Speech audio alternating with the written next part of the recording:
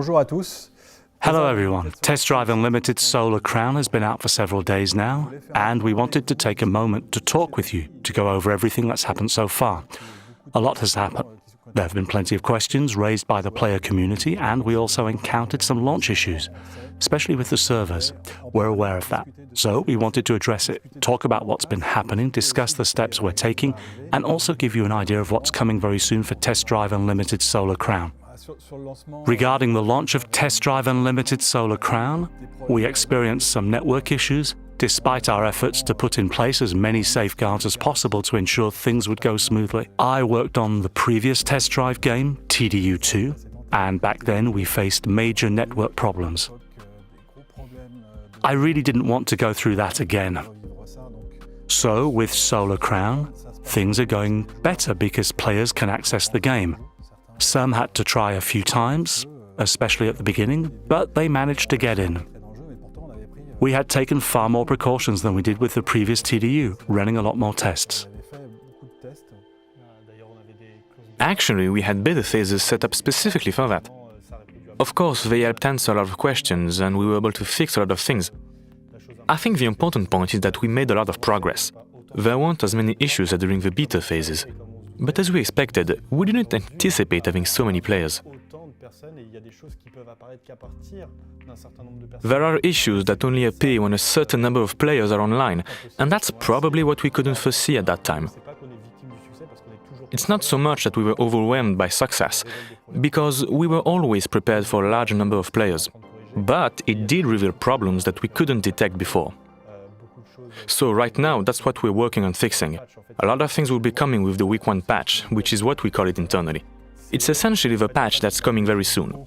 It's going to address a lot of server-side issues, as Alain mentioned.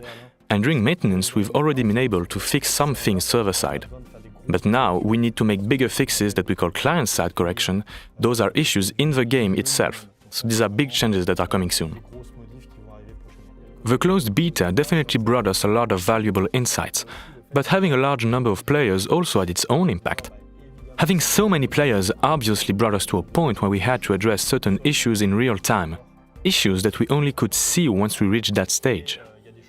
And there are things we've been able to fix on the server side, which is what you've likely noticed during the maintenance periods, or when there were spontaneous disconnections, those sorts of things. These are issues we continue to work on, and it will be an ongoing process. However, most of the problems will be addressed with the first major patch, which fixes over 300 bugs. These bugs range across different areas, but a lot of them focus on server issues, problems with saving your progress and things like that. These are major pain points, small but impactful issues that can be very frustrating, especially when they keep happening during your game sessions. It will be fixed with this first patch. Since the game's release, we've been gradually improving the server side, which is crucial for the game step by step. But this patch will fix a lot of in-game issues and bugs, and at the same time, it will be synchronized with a major server update that will also resolve many connection problems. It's really important to understand this, and this is super important, that even though we have this huge patch, there's a delay before we can get it. It needs to go through testing, which is a major step, and it also has to be approved by the console manufacturers, obviously, for them to give us the green light. Of course, we want to deliver it to you as quickly as possible, but it has to be tested to ensure the highest quality. That's just part of the development process. So the patch doesn't just come with bug fixes, there are also improvements to the game. Of course. I think one of the biggest challenges right now is optimization. As you've noticed, there are some small performance drops. Initially, with this first patch, we'll mainly focus on all consoles and platforms, but the emphasis will be on PC. Overall, you can expect a better experience soon. A second patch will come a little later that will specifically address issues on the PS5. We know we are currently experiencing performance problems on the PS5, particularly with lower graphics quality. All of that will be included in a major patch for the PS5. Which is separate from this first patch because it's obviously much larger, more involved, and requires more testing. But it is coming, and it's coming soon as well.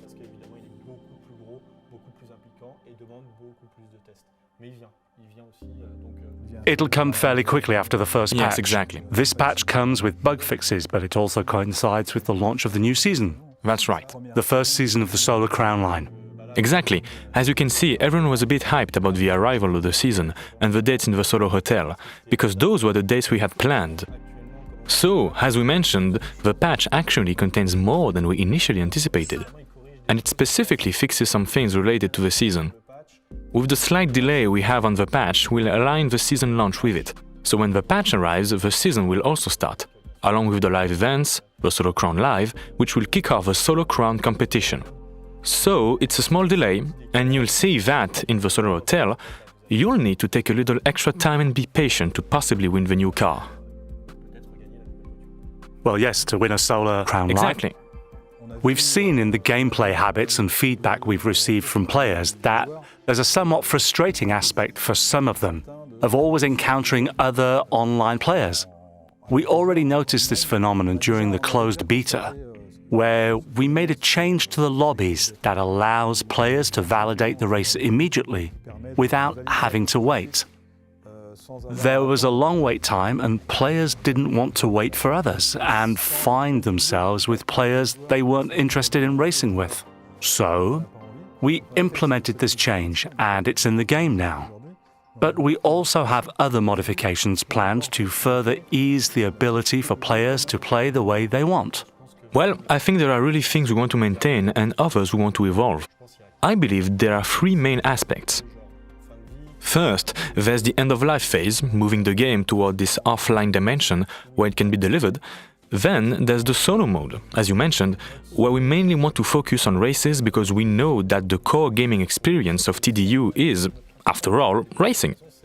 People join even though they enjoy free roam, etc., but to progress, they need to participate in races. So, we want to make that experience as straightforward as possible. Thus, having a solo experience makes sense, and we want to offer that. On the other end, the third aspect is that we are still in an MMO, and we want to maintain that MMO dimension in free roam and in the hubs. This means fostering player interactions and continuing to encourage that. If we want to do it in the races, of course, we'll have the option to wait for other players. It really depends on each player's preferred style of play. We need to allow that flexibility in TDU. If someone prefers to progress in races in a more solo manner, they should be able to do that, and we'll be able to facilitate that soon. Playing with friends. Playing with your group of friends, or really waiting for PvP in races. And in any case, there are game modes like Time Attack that are solo experiences. There's Rocket, which is definitely multiplayer. And then there will be the first season of Solar Crown Live, which is really PvP. We've also been asked whether the game will support crossplay. That's something we've considered since the early design stages of the game. It's not really a technical problem because technically the player data from different platforms, whether on PC or console, can be mixed fairly easily. The challenge lies more in respecting certain constraints, such as between consoles and PC. There are many factors we need to be mindful of. For now, we prefer to concentrate all our efforts on the server side to ensure that everything works well in the main game. And then we'll study the technical aspects of crossplay in more depth. And you mentioned the idea of cross-platform. I know there's also an issue related to cross-region play that keeps coming up. If you have a friend in Canada and you live in Europe and want to play together, right now that's not possible. That's not something we've definitely shut down. It's just that there are technical constraints behind it. What we wanted was primarily to ensure competition by region and also to provide a fair play experience for players in the same region. For example, there will be a problem if you're playing in Europe against Americans. If you find yourself in the same race, you can be sure that you'll lag, and the racing conditions will be absolutely terrible. To ensure a really good experience, we prefer to keep people in the same region and compete in ranked matches and races simply to have a cool experience for everyone, limited to specific regions. To create large regions in which players are. This isn't a debate that's completely closed. We may allow cross-region play, but it might create sessions where players are isolated to play together. They won't disturb others, and of course, they won't have access to ranked mode. These are things we're thinking about, but right now that's not the priority. However, you see the principle, because I think it's important to understand that our goal, like with crossplay, is always to present something of high quality, and to understand its constraints, making sure that it works in our regions. And then, regarding smaller constraints like that, of course, we'll address them. Well, because connections are relatively fast now. Of course. But we realize that when we connect continents, Yes. we quickly experience lag. We've tested it, and yeah, it's better not to do it for now because Well, it's not the only... experience isn't enjoyable. Plus, it's one of the issues you encountered at the beginning of at launch. There were servers that were a bit too far apart, which led to response issues. And that creates problems with, well, simply server performance. And you were getting stuck in certain areas, etc. So we had to redivide these regions, and in the end, you see, it's issues that causes many other small problems. And that's why we shouldn't rush these subjects. We need to think carefully about them, and it's always to provide the best possible experience. So it's really important for you to understand that we're trying to have a stable game, and now we're going to try to move to the next level, which means making the game better and better by putting building blocks together to construct a massive castle. It's true that we've received quite a bit of feedback on the AI in the game, particularly regarding difficulty. How it works in TDU is that when you first encounter the AI, during the onboarding phase, for example, they're not very strong. Everyone has noticed this. I think they're quite easy to beat. We have a ranking system that assesses the player's level, and as you progress in races, when you're playing against a lot of AI in a solo mode, the difficulty of the opponents in the races adjusts to the player's level. So when you're in first place, because it's easy at the beginning and you keep finishing first, eventually you end up facing expert level AI, and it becomes much more challenging to win. In fact, yeah, that's exactly it. We essentially do the same thing as what happens in ranked matches. It's an ELO score. And you're racing against the AI based on your position in the race. Yeah, the ELO system is the ranking system we use in chess, for example. It's the same system. It allows us to assess the level of all players relative to one another quite simply and quickly. Exactly. The stronger you are, the fewer points you earn when you win against someone weaker, and vice versa. It's a system used in chess, very smart, that quickly evaluates the differences in players' levels.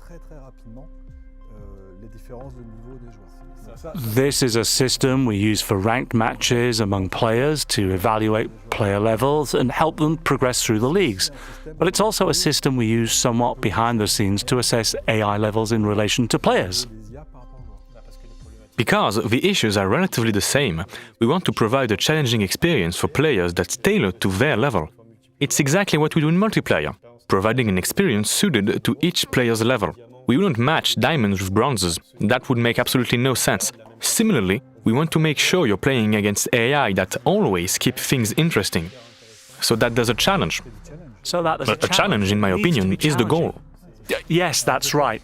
Although maybe they're a bit too challenging. Right now we have a slight balancing issue, but it's mainly because there are many aspects of the AI we can improve. First, they're extremely aggressive, which makes them ultra-competitive, especially because they'll bulldoze through the starting grid and dominate corners, as they want to pass and stay in their lanes. You've seen that they don't pay attention to you, because they're focused on being the best they can be. This is particularly true at the expert level.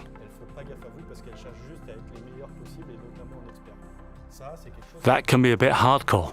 It can be a bit hardcore. Currently, there's a parameter we've dialed back at first because we wanted to ensure our AI performs well, so we kept it.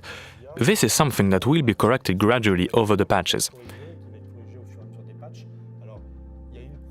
As we've communicated, there's an initial patch that will adjust the balancing parameters to simplify the difficulty of the master AI. But not just that, all AI will be rebalanced. We'll also be looking at aggressiveness, which will be adjusted too. What's really funny, and probably the most frequently reported issue, is that some cars, like a Bugatti at full speed, are taking a corner perfectly. This is because we have a parameter in the AI that allows them to say, okay, you can take this turn at maximum speed with a perfectly allowed drift angle. No human on Earth can do that at that speed with their eyes. So we've basically created unbeatable AI, and we're sorry about that. There you go. I think now it's easier to go I've the other seen way. players beat them. There are AIs, so we have players who are robots. machines. That's something else. They're machines. And then there's also the perception. Many people reported that there are two CV passing us. I've seen that, it's true. While we're in an Audi TT, it feels strange. It feels strange. I was Of in an course. Alpine, but it was boosted, the 2CV. It was upgraded. Because there are things made for players that shouldn't apply to the AIs because, well, it's fun for the players. But right now, the AIs, well, they're trying to be competitive. And they take just about every vehicle. That's also something we'll be working on.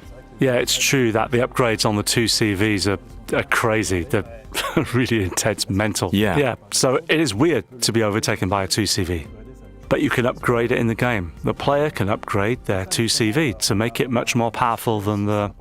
But this is an important topic, because the players who played in the first days of the game, well, we observed that the first players had what we call metas, which are cars that are clearly better than the others in their category.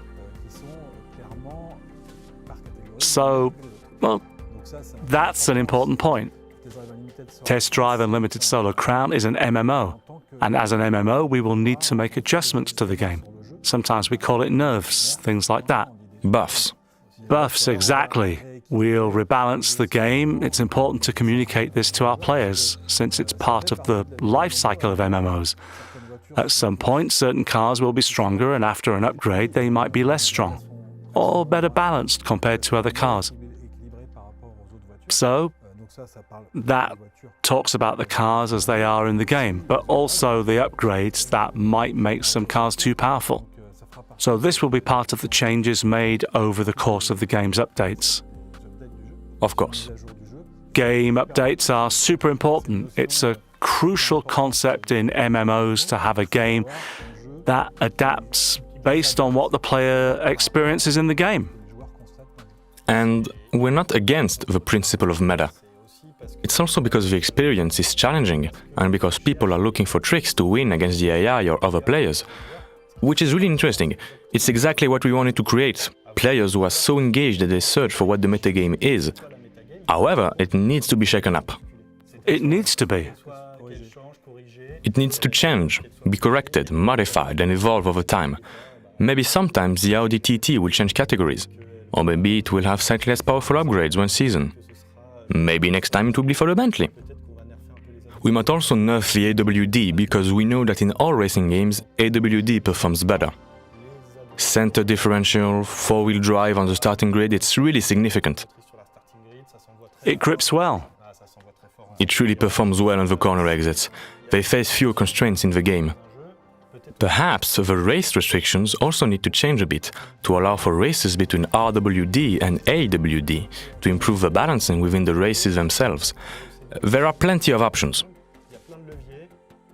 We're not closing any doors, It's and I essential think we need to make changes. Just like with the Paladins. it's like the Paladins, and that will change every season, of course. Yeah. Plus, we're getting more and more cars, so there will be new balancing. So, following the problems we had with the servers at the game's launch, well, we've corrected a lot of issues and hopefully we won't have any more. We've fixed all the network problems, but that said, for the players who were there on the first days, it was complicated and we want to offer them compensation. Yeah, well, a nice compensation. I think that right now we don't exactly know what we want to do. We're still discussing it among ourselves. The goal is, what takes time right now is not so much to give it to you, but to provide you with something that matches what happened with the servers. Of course, it won't be 1 million solo coins. We know that would just ruin your experience. We're looking for something that makes sense in a TDU context, so that's coming. And then, well, there's also content that's coming. Right now, we're only at the first season, and the first season hasn't even started yet. So there are going to be a lot of things happening in the first season. Live events, the Solo Crown Live, so a lot of content is coming. And then behind that, well, Ibiza. Ibiza in season 2. The arrival of Ibiza, season 3. We've already talked about that in the last interview on the last video we made. Season 2, Ibiza. Season 3, the clan war. Season 4, the casino, the return of the casino. There's a lot of content coming to the game, so that's cool. And we're really happy to see that a lot of players are currently having a lot of fun with TDU. And we wanted to thank you because it's really cool to see that you're playing the game the way we imagined it. It's truly amazing. I've seen some incredible screenshots and gameplay sessions.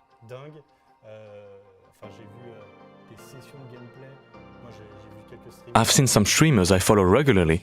They don't know this, but they're just monsters at driving, and they try hard every day. It's exactly the image of TDU, the cruising that's happening. It's really satisfying to find that in the game.